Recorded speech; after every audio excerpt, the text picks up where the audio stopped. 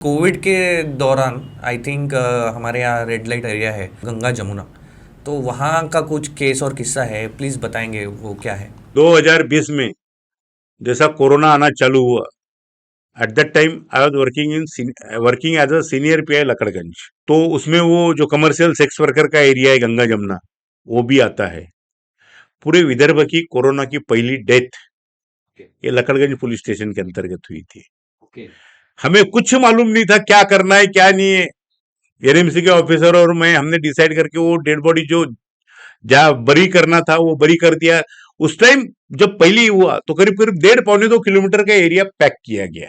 ये commercial sex worker जो है यहाँ पे 1,000-1,200 कमर्शियल सेक्स वर्कर रहती है।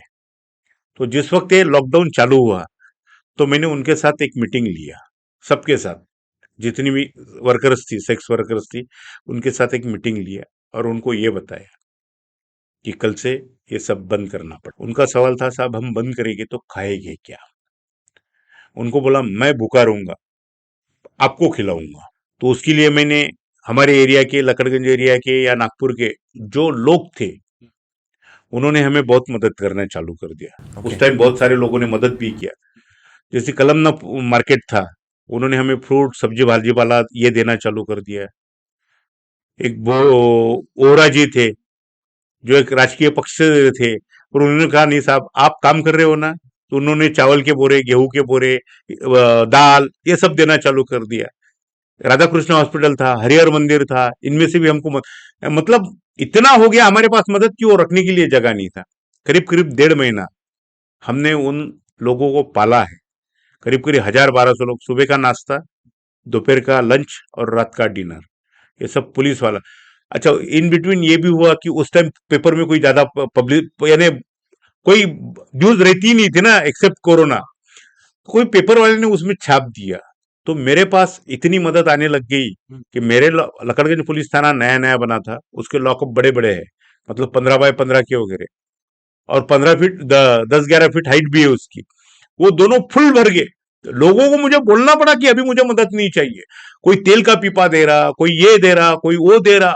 इतना ज्यादा हुआ। इसका इनिशिएटिव मैंने मेरी जो मिसेस है विद्या, उससे लिया था। उसका ये कहना था कि तुम सबके लिए तो मदद कर रहे, पर ये जो सेक्स वर्कर है ये कहाँ जाएगी? तो मुझे थोड़ा सा एक प्रश्न चिन्ह भी हुआ कि हाँ, इसके बारे में हमने कुछ करना चाहिए। वो जो कमर्शियल सेक्स वर्कर एरिया है गंगा जमुना, आजू बाजू के लोग उसको अपोज करते हैं, क्योंकि उनके घर की आजू बाजू की बदनामी होती है करके। तो जब वो वहां पे फवारनी वगैरह जो करना था, स्प्रेइंग वगैरह करना था, इंसेक्टिसाइड बोलो या जो भी, हाँ। वहां के लोग मदद नहीं करते थे। नहीं। फिर हमने हमारे पुलिस हॉस्पिटल जो है डॉक्टर संदीप शिंदे साहब, उनसे बात करवा के वहां पहली स्प्रेइंग नागपुर शहर पुलिस की तरफ से किया गया। ओके। अमेजिंग। वो इतना बड़े पैमाने में हो गया कि बीबीसी से लेके तो जितने इंटरनेशनल चैनल है वो सब चैनल पे चले गए। कोरोना में और एक दूसरा काम मैं बताता हूँ कि ज्योति आमगे नाम की एक छोटी बच्ची थी। वो आपको पता होगा 30 साल की है और 24 इंची उसकी हाइट है, 24 से 28 इंची। तो उसको हमने रिक्वेस्ट किया था कि ताई तुम आओ और लोगों से अपील करो। तो उसने टेलीफोन एक्सचेंज चौक पे हमारे साथ अपील किया था।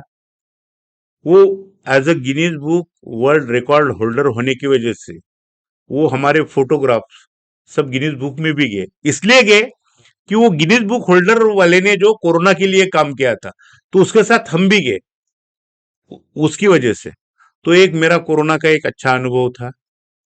और इसके पहले भी मैं बता दूं, जब हम कॉलेज में थे, पढ़ते थे, तो ये गंगा जमुना क्या है ये क्यूरियोसिटी रहती थी हर बार कि क्या है ये गंगा जमुना, अंदर से कैसा रहता होगा, बाहर से कैसा दिख रहा, रास्ता कहाँ से है, ये जो क्यूरियोसिटी थी वो मैंने कोरोना में पूरा देख लिया।